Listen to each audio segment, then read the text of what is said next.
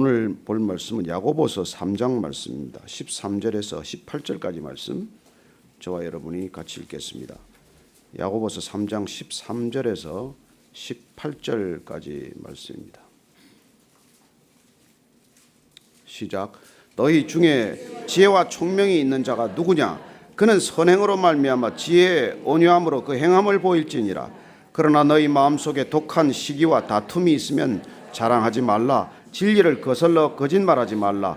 이러한 지혜는 위로부터 내려온 것이 아니요 땅 위의 것이요 정욕의 것이요 귀신의 것이니 시기와 다툼이 있는 곳에는 혼란과 모든 악한 일이 있습니다. 오직 위로부터 난 지혜는 첫째 성결하고 다음에 화평하고 관용하고 양순하며 긍휼과 선한 열매가 가득하고 편견과 거짓이 없나니 화평하게 하는 자들은 화평으로 심어 의의 열매를 거두느니라. 아멘. 우리는 왜 기도의 자리에 앉습니까? 기도는 신앙의 출발점이기 때문입니다. 그 신앙의 첫 출발점에서 무슨 일이 일어납니까?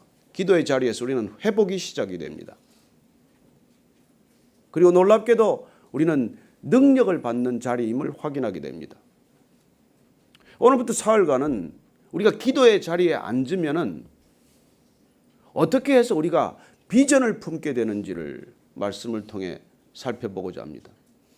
도대체 비전은 무엇이며 비전은 어떻게 우리에게 임하며 진정한 하나님의 뜻 가운데 발견한 비전은 우리 인간의 생각과 어떻게 다른지를 한번 보자는 것이죠. 이 기도의 자리에 앉는 이유는 내 마음대로 살아봤더니 내 뜻대로 살아봤더니 내 인생에 결국 마지막에는 빈 잔이 되고 마는 그런 인생이 아니라 잠시 있다가 사라지는 것들로 채우는 인생이 아니라 한 번 채우면 사라지지 않는 것들, 한 번 내 안에 오면 다시는 목마르지 않은 것들, 그런 것들로 채워지는 그런 진정한 비전은 어떻게 오느냐는 것이죠. 그래요. 오늘 그 비전을 위해서 우리가 보는 이 야고보서의 말씀은 지난주에도 한번 보았지만 이 야고보는 기도의 자리를 떠나지 않았던 사람입니다. 그러나 기도의 자리에만 머물러 있었던 사람도 아니에요. 진정한 비전이 오면 우리는 꿈틀거리고 골방을 뛰쳐나가게 됩니다. 그러나 비전이 올 때까지는 잠잠해야 돼요. 그것이 하나님으로부터 왔다는 굳건한 믿음과 그리고 놀라운 능력이 생기기 전까지는 거기 좀 앉아 있어야 돼요. 기도의 자리에 좀 앉아 있으라는 것입니다. 오늘 이 말씀을 보면서 저는 저와 여러분이 함께 정말 올해 우리에게 주신 비전은 무엇이었으며 그것이 정말 하나님의 비전이었다면 올해 열매는 무엇이며 열매가 아무것도 없다면 내년에 나는 어떤 정말 진정한 비전을 품어야 할 것인가, 그것을 말씀으로부터 오늘 지혜를 얻는 아침이 되기를 축복합니다. 13절 먼저 읽습니다. 시작. 너희 중에 지혜와 총명이 있는 자가 누구냐? 그는 선행으로 말미암아 지혜의 온유함으로 그 행함을 보일지니라. 여러분, 비전은 어디서부터 시작이 되어야 합니까? 지혜와 총명으로부터 시작되어야 합니다. 지혜란 분별력입니다. 총명이란 이해력이에요. 여러분, 분별력과 이해력이 없으면 우리는 쉽게 나 자신에게 속고 남들에게 속게 됩니다. 우리는 너무나 많은 비전 얘기를 들었어요. 비전, 해마다 기업은 비전 선포식을 합니다. 정치인들도 비전을 제시해요. 경제인들도 비전을 제시합니다. 그러나 정치인들의 비전이란 어떤 것입니까? 여러분, 내 이익을 국민의 이익으로 포장해 놓은 거예요. 경제인의 비전은 어떤 것입니까? 자기 자신의 물질적인 욕망을 수치로 표현해 놓은 거예요. 그걸 비전이라고 우리는 부르지 않습니다. 해마다 새해가 되면 우리가 속한 일터에서도 그리고 이 나라에서도 그런 비전을 막 선포하지만 그러나 그게 성경적인 비전이냐는 것은 여러분들이 분별력과 지혜력을 갖지 않으면 그냥 끌려가고 말아요. 여러분, 인간은 누구나 강력한 믿음에 약한 믿음이 끌려다닙니다.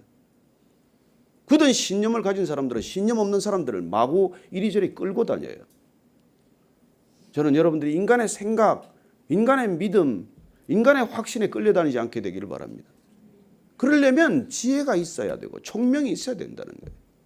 지혜란 영적인 분별력이에요. 이해력이란 영적인 통찰력입니다. 저는 여러분들이나 제가 이 악한 시대를 살아가면서 정말 타락하고 부패한 이 시대를 살아가면서 정말 무엇이 비전인지를 보자는 것이죠. 잠언에서는 그 비전을 이렇게 말합니다. 우리가 잘 아는 말씀이죠. 잠언 29장 18절 말씀입니다. 잠언 29장 18절 구약성경 944쪽입니다. 자, 찾으셨으면 읽습니다. 시작. 묵시가 없으면 백성이 방자히 행하거니와 율법을 지키는 자는 복이 있느니라. 여기 묵시라고 하는 말은 우리말로 이렇게 어렵게 좀 번역이 되어 있는데 이건 히브리어로 하존이라고 부르는 명사예요. 이 하존이라는 명사는 하자라는 동사에서 온 것인데 보다, 바라보다 하는 뜻이에요. 우리는 보는 것에서부터 비전을 얻게 됩니다. 봐야 돼요. 그리고 이 보는 데서부터 비롯된 비전을 우리는 환상, 이상이라고 말합니다. 그리고 그런 비전, 눈으로 보는 그런 비전이 없으면 우리는 방자히 행한다고 말해요. 방자하다는 것은 그냥 고삐 풀린 망아지가 이리저리 막 뛰어달리는 것, 그런 모습을 연상하면 돼요. 그게 방자히 사는 것입니다. 인간에게 그런 하나님이 주신 그런 환상이나 묵시, 그런 꿈과 비전이 없으면 인간은 제멋대로 살게 돼 있어요. 어디로 가는지도 모른 채 그렇게 설쳐대며 사는 것입니다. 가관이죠. 그래, 이 잠언 말씀 때부터 우리는 이 비전을 얻기 위해서 하나님께서는 비전을 주시는 분이에요. 그래서 이 비전은 위로부터 와야 한다는 것입니다. 땅에 있는 것들 우리가 다 눈에 보여요. 그러나 하늘로부터 오는 비전은 하나님께서 말씀으로 주시지 않으면 우리는 볼 수도 알 수도 깨달을 수도 없습니다. 하나님은 아브라함을 데리고 아직 아브라함이 믿음이 없기 때문에 그에게 비전을 주시고자 해요. 믿음의 조상이 되는 비전, 이 땅을 고치시고 온 인류를 구원하는 상상할 수 없는 비전을 줘야 되는데 어떻게 주겠어요? 시청각 교육을 어떻게 시키겠습니까? 그래서 아브라함을 끌고 나가요. 나가서 들로 나가서 보라, 사방으로 땅을 보라. 이 내가 밟는 모든 땅이 내 것이 될 것이다. 지금 땅 한 평도 없는데 저 하늘을 보라, 뭇별을 보라.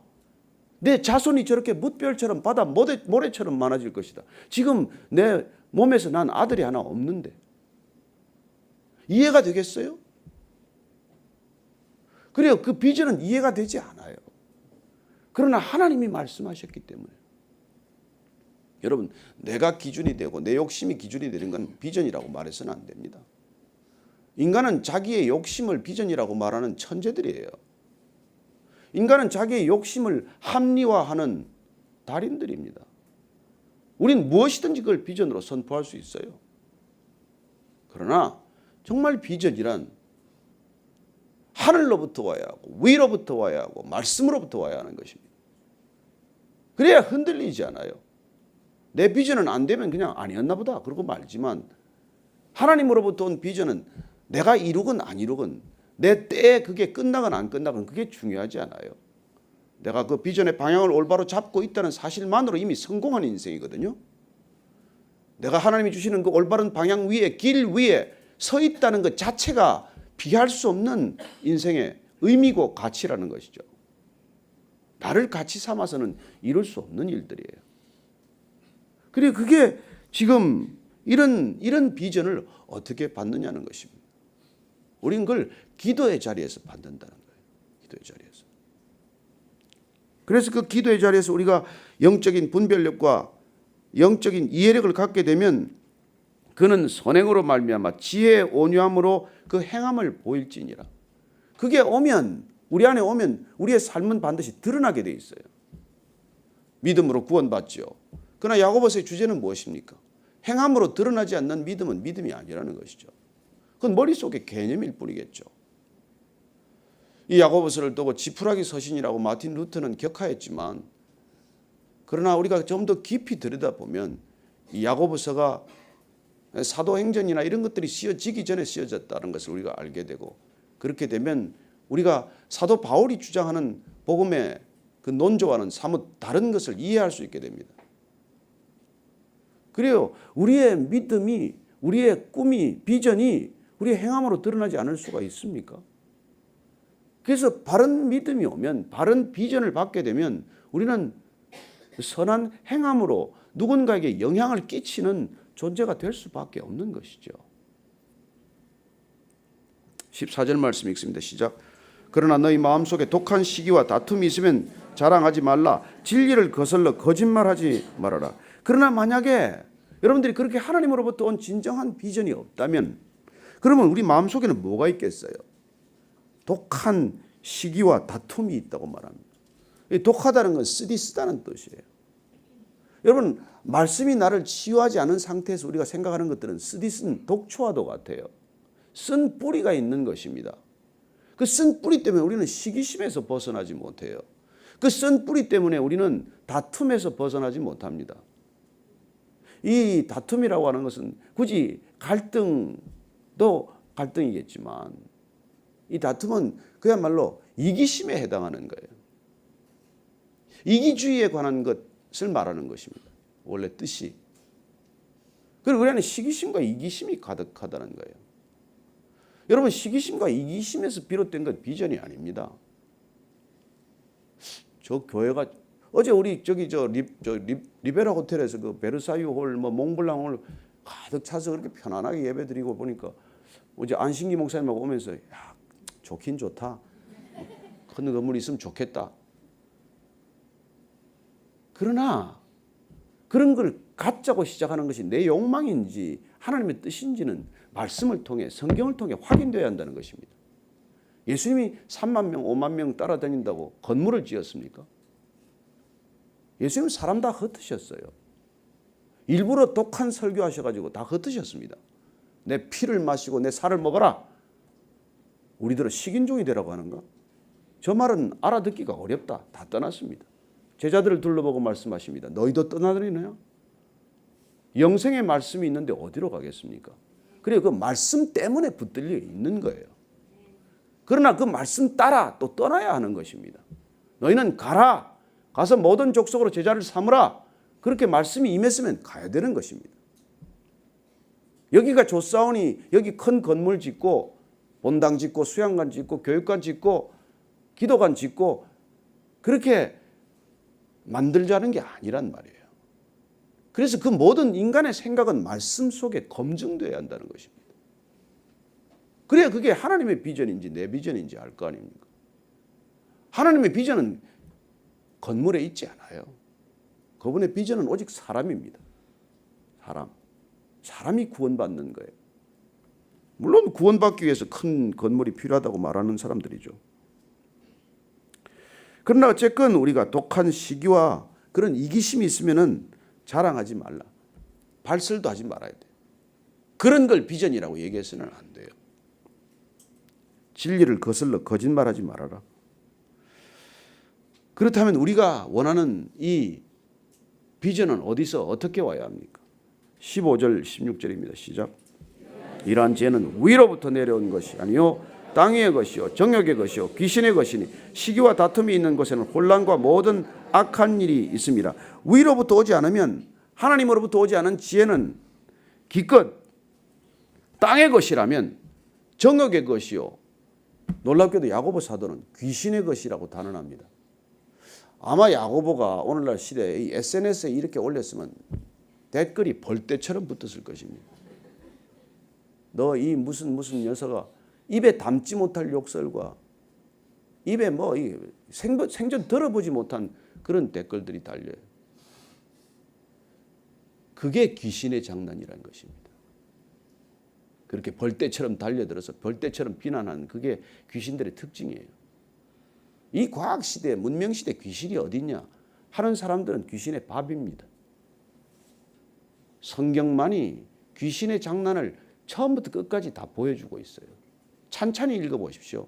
성령이 오시지 않으면 우리는 구원이 없는 사람들이에요.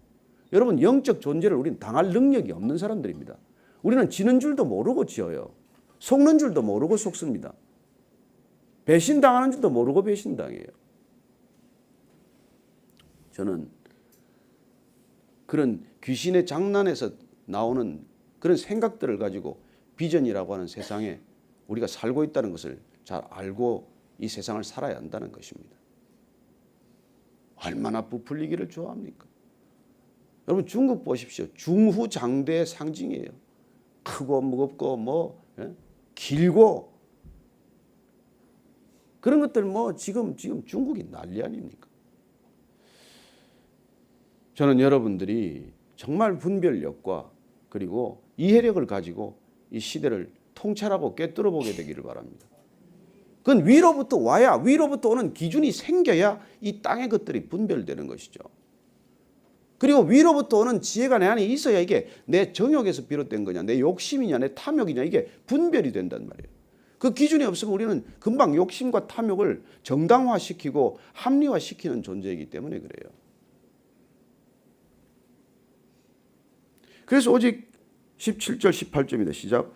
오직 위로부터 난 지혜는 첫째 성결하고 다음에 화평하고 관용하고 양순하며 긍휼과 선한 열매가 가득하고 편견과 거짓이 없나니 화평하게 하는 자들은 화평으로 심어 의의 열매를 거두니라. 그러면 위로부터 난 지혜의 특성은 뭐냐? 위로부터 받은 비전의 본질은 뭐냐? 그 본질은 첫째 성결하다는 것입니다. 거룩하다는 것입니다. 왜요? 하나님께서 우리에게 명령하신 게 그거예요. 너 성공해라, 너 행복해라, 너 많은 것을 소유하라고 말하지 않습니다. 너 거룩해라라고 말해요. 거룩이란 세상과 구별되는 삶입니다. 세상적 인생관, 가치관, 세계관으로부터 단절된 삶이에요. 여러분 여기에 뭐가 선한 것이 있다고 여기서 지혜를 찾습니까? 이 땅에서 무슨 지혜라는 건 여러분 두 가지 기준이에요. 생산성과 효율성이에요. 자본주의를 끌어가는 축입니다. 그러나 우리는 생산성이라는 기준 때문에 얼마나 많은 관계가 피폐해지고 파괴되는지를 몰라요. 여러분 하나님 나라는 생산성과 효율성에 있지 않습니다. 그래서 이 세상과는 다른 흐름을 가지고 있는 곳이에요. 여러분 아침마다 이런 기도하는 게 생산적입니까? 효율적이에요? 아니에요. 여러분들이 성공하고 싶다면 처세서나 경영서를 읽는 게 지혜롭고 아침에 모든 뉴스에 눈을 돌리는 것이 지혜롭지 이 세상의 지혜를 가지고 사는 사람이라면 이 자리에 와서 이렇게 기도하는 어리석은 짓은 하지 않습니다. 그러나 여러분 이 효율성이라는 잣대 때문에 우리의 인간관계는 얼마나 파탄 지경에 이르는지 몰라요. 저는 그리스도인이란 그런 점에서 보면 기본적으로 실패하러 가는 길입니다. 이 효율적인 사회, 이 생산적인 사회에서 타협하기가 아주 어렵기 때문에 짧은 시간을 놓고 보면 그래요. 긴 시간으로 봐도 그럴까요? 인생 전체를 봐도 그럴까요? 아니에요. 여러분들이 그걸 분별해내는 것이 지혜라는 것입니다. 그리고 이 세상을 읽어내는 이해력이 그게 명철함이라고 말하는 것이죠. 저는 정말 이 시대를 사는 그리스도인들이 정말 뱀처럼 지혜롭고 비둘기처럼 순결하기를 바랍니다. 순결해야 그게 구분이 돼요. 내 안에 더러우면 무슨 더러움이 왜 분별이 되겠습니까? 바퀴벌레가 어디 있은들 더럽다고 말하겠어요. 바퀴벌레의 일생은 어디 있으나 더럽지만 본인은 더럽다고 생각하지 않기 때문에 몸을 반짝반짝 빛을 내요. 그 더러운 곳에서. 우리가 이 세상에 살면서 얼굴을 반짝반짝 덧칠하는 거나 다를 바가 없어요. 저는 우리가 위로부터 난 지혜가 오면 먼저 성결하다고 말합니다. 거룩하다고 말합니다. 깨끗하다고 말해요. 순결하다고 말합니다. 이게 우리 비전의 첫째라는 거예요. 두 번째는 화평케 하는 것입니다. 어디를 가나 문제를 일으키는 사람이 있어요. 어디를 가나 남들하고 트러블을 만드는 사람이 있습니다. 그런 사람들을 트러블 메이커라고 그래요. 그러나 정말 지혜로운 사람들은 정말 하나님의 꿈과 비전을 가진 사람들은 어디를 가나 화평케 하는 사람, 피스 메이커가 되는 것이죠. 그는 입을 열어야 할 때를 알고 입을 닫아야 할 때를 아는 사람입니다. 남의 말을 옮기지 않습니다. 판단하지 않습니다. 비난하지 않습니다. 음해하지 않습니다. 숨겨놓은 칼을 가지고 남의 등을 찌르지 않습니다. 그런 일 하지 않아요. 그리고 관용하고 양순하고, 여기 양순하다는 건 순종하는 것을 말해요. 긍휼을 베풀고 선한 열매가 가득하고 편견과 거짓에 사로잡히지 않은 사람입니다. 그들은 피스메이커이기 때문에 늘 화평으로 심어서 의로운 열매를 거두는 것이죠. 비전이란 무엇입니까? 진정한 비전이란 생명이에요. 열매 맺는 삶입니다. 생명이 없으면 어떤 것도 열매가 되지 않아요. 그래야 무정란을 가지고는 새끼를 얻을 수 없고 닭 새끼를 얻을 수 없듯이 우리는 인생의 이 생명, 하늘로부터 오는, 위로부터 오는 지혜, 위로부터 오는 생명, 위로부터 오는 사랑이 아니고서는 우리는 어떤 것도 이뤄내지 못합니다. 야고보서 이 앞을 조금 보면은 1장 17절 말씀 한번 더 보십시오. 1장 17절 말씀. 시작. 온갖 좋은 은사와 온전한 선물이 다 위로부터 빛들의 아버지께로부터 내려오나니 그는 변함도 없으시고 회전하는 그림자도 없으시니라. 그래야 모든 좋은 것들은 여러분 땅에 있지 않습니다. 위로부터 와야 합니다. 저는 이 기도의 자리란 위를 바라보는 자리이고 위로부터 오는 것을 받는 자리이고 위로부터 오는 것을 감사하는 자리여야 한다고 믿습니다. 땅의 것을 구하기 위해서 여기 앉아 있는 게 아니에요, 사실은. 그런 것들을 구하다가 위의 가치를 깨닫는 자리예요. 저는 그리스도인들의 삶이란 이 땅에 사는 사람들과 비교할 수 없이 격상되는 삶을 사는 거예요. 진실로 어른스러워지는 것입니다. 이런 비전이 와야 어른이 되는 거예요. 여러분 종교 생활 하더라도 아이처럼 하는 사람이 있습니다. 그는 여전히 나밖에 몰라요. 내 것밖에 못 구합니다. 나 중심이에요. 늘 트러블을 일으킵니다. 그건 아이스러운 종교인이에요. 그러나 어른스러운 신앙인은 어떨까요? 그는 내가 기준이 아니에요. 내가 먼저가 아니에요. 늘 남을 배려하는 사람이에요. 그래요. 위로부터 오는 비전을 받으면 그런 사람이 되게 돼 있어요. 안 되려고 애써도 그렇게 됩니다. 저는 여러분들이 위의 것을 구하면은 정말 이 기도의 자리에서 하나님의 비전을 품게 되면 전혀 다른 사람이 돼요. 되려고 애써서 되는 게 아닙니다. 많은 노력을 해서 되는 게 아니에요.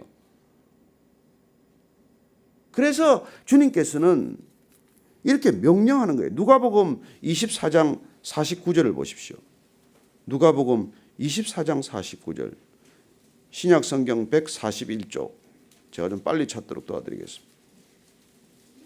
자, 24장 49절 말씀 찾으셨으면 읽습니다. 시작. 볼지어다 내가 내 아버지께서 약속하신 것을 너희에게 보내리니 너희는 위로부터 능력으로 입혀질 때까지 이 성에 머물라 하시니라. 여러분 교회 와서 제일 어리석은 게 오자마자 일하는 사람입니다.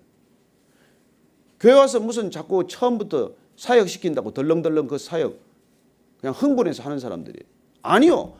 위로부터 올 때까지 잠잠히 기다려야 돼요. 주님께서는 늘 위로부터 오는 것을 받을 때까지 거기 좀 기다려라는 거예요. 가라. 저 땅끝까지 가라.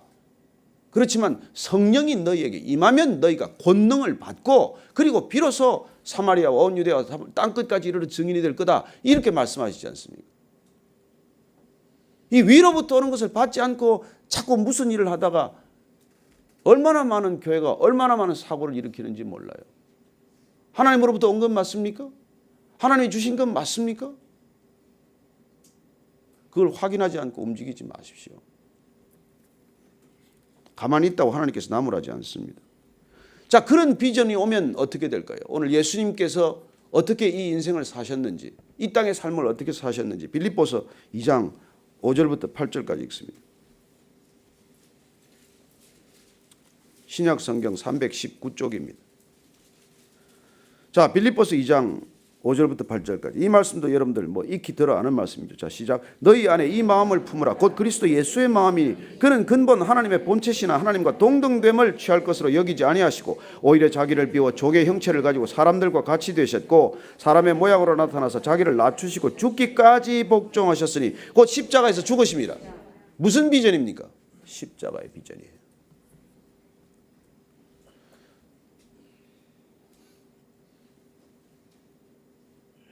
이 비전의 결과는 무엇입니까? 읽고 마치십시다. 9절부터 11절까지입니다. 시작.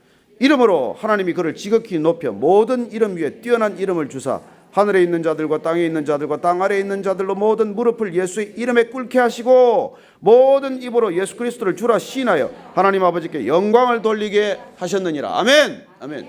여러분, 이게 비전이에요. 비전. 그리스도인의 비전, 그건 내 꿈을 이루는 비전이 아니고 주님과 같이 십자가를 지는 비전. 내 한 몸이 땅에 떨어져 죽고 나를 통해서 수많은 생명이 잉태되는 비전, 그걸 비전이라고 해요. 저는 여러분들이 이 비전을 여러분들이 구할 수 있는 비전이 아닙니다. 위로부터 와야 돼요. 그래서 하나님께 그냥 구하시기만 하면 하나님께서는 지극히 사랑하는 자녀들에게 이런 비전을 줄 것입니다. 이 비전을 품으면 조금도 두렵지 않고 힘든 것도 힘들지 않고 여러분들은 마른 땅을 걸어갈 때 새 힘을 부어주실 것이라고 믿으시기 바랍니다. 피곤치 않습니다. 피곤하다고 말하지 마십시오. 비전이 없다고 말씀하십시오. 저와 여러분이 올해 한 해를 잘 마무리하고 새해를 앞에 두고 우리가 다시 한번 이 비전으로 불붙지 않으면 다가오는 박해 시대를 못 삽니다. 야고보는 이 박해 시대를 이런 놀라운 비전과 행함으로 이겨낸 것입니다. 저와 여러분들이 이걸 붙드는 아침이 되기를 바라고 기도의 자리가 되기를 축복합니다.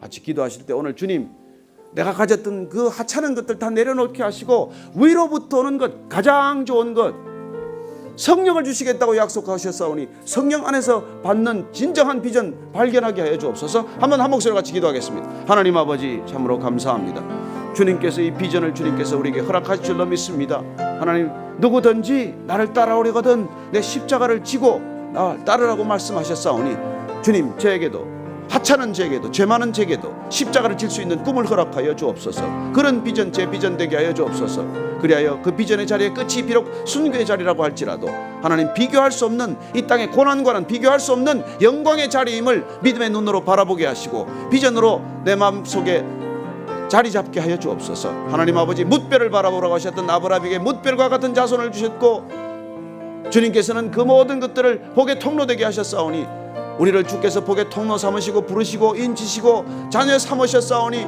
주님, 우리도 주님의 형상 회복하게 하시고 그리스도의 능력을 회복하게 하시고 놀랍게도 주님의 비전을 회복하게 하여 주옵소서.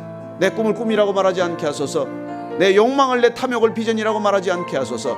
주님께서 주시는 진정한 비전, 이 비전을 오늘 기도의 자리에서, 이 주간 기도의 자리에서, 새일의 기도의 자리에서 주님으로부터 확실히 받는 놀라운 간증의 자리가 되게 하여 주옵소서. 하나님 아버지, 내 욕망과 내 탐욕을 구분하지 못하고 그것을 꿈이다, 야망이다, 그런 것들을 비전이라고 말하지 않게 하여 주옵소서. 하나님 아버지, 주님께서 오직 이 땅에 오셔서 십자가의 비전을 가졌듯이 우리 또한 그분을 따르기로, 그분의 제자 되기로 결단한 이상 주님, 우리에게도 동일한 비전 갖게 하여 주옵소서. 이제는 십자가에서 그 비전, 진정한 비전과 생명을 보여주신 우리 구주 예수 그리스도의 은혜와 진정한 비전을 따라 하나님 나라에 맞아주시는 아버지의 형언할 수 없는 사랑과 날마다 내 꿈, 내 야망이 꺾이는 것을 바라보면서도 즐거워하고 하나님의 진정한 비전, 그 영원한 생명의 비전 따라 걷게 하시는 성령님의 인도하심이 오늘 야고보 사도의 말씀을 따라 정말 위로부터 오는 것들만을 구하기로 결단한 이 자리에 고개 숙인 모든 기도의 사람들 위해 지금부터 영원까지 함께 하시기를 간절히 축원하옵나이다. 아멘.